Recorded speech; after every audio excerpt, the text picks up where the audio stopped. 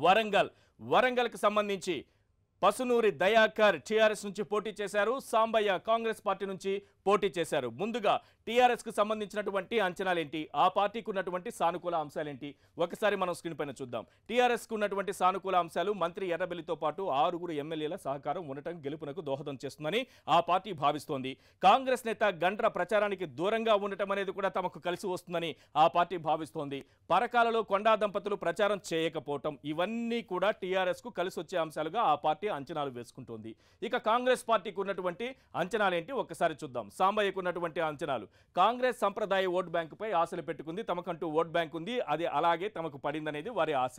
స్థానికంగా బలమైన నేతల సహకారం కూడా లభించింది. అలాగే గతంలో పోటీ చేసి ఓటమి పాలయ్యారనే సానుభూతి ఉంది. ఈ సానుభూతి ఓట్లుగా మారుతుందనేటటువంటి ఆలోచనలో ఆ పార్టీ ఉంది. ఇది వరంగల్ లోక్సభ స్థానానికి సంబంధించి ఇటు టీఆర్ఎస్ అటు కాంగ్రెస్ పార్టీలకు ఉన్నటువంటి అంచనాలు, ఆయా పార్టీలు వేసుకుంటున్నటువంటి లెక్కలు. ఇప్పుడు మరో నియోజకవర్గానికి మనం వెళుతున్నాం.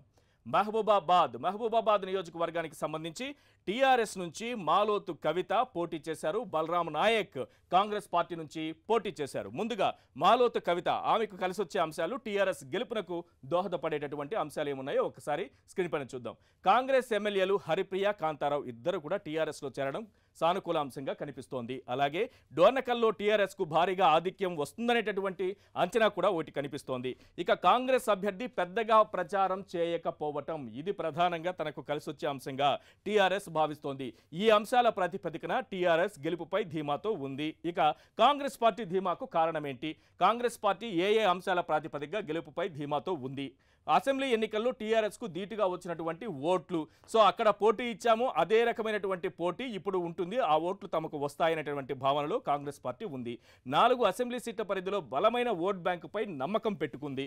ఇక గతంలో మంత్రిగా పనిచేసినప్పుడు ఆయనకు విస్తృతమైన పరిచయాలు ఉన్నాయి బలరాం నాయక్కి, అవన్నీ కూడా కలిసి వస్తాయని కాంగ్రెస్ పార్టీ భావిస్తోంది. ఓవరాల్ గా మహబూబాబాద్ లోక్సభ స్థానం పైన 2 పార్టీలు నమ్మకంతో ఉన్నాయి. ప్రధానంగా ఇరు పార్టీలకు సంబంధించినటువంటి అంచనాలు మనం చూసాం, లెక్కలు మనం చూసాం, అలాగే ఆయా పార్టీలకు కలిసి వచ్చేటటువంటి సానుకూల అంశాలు కూడా మనం చూసాం.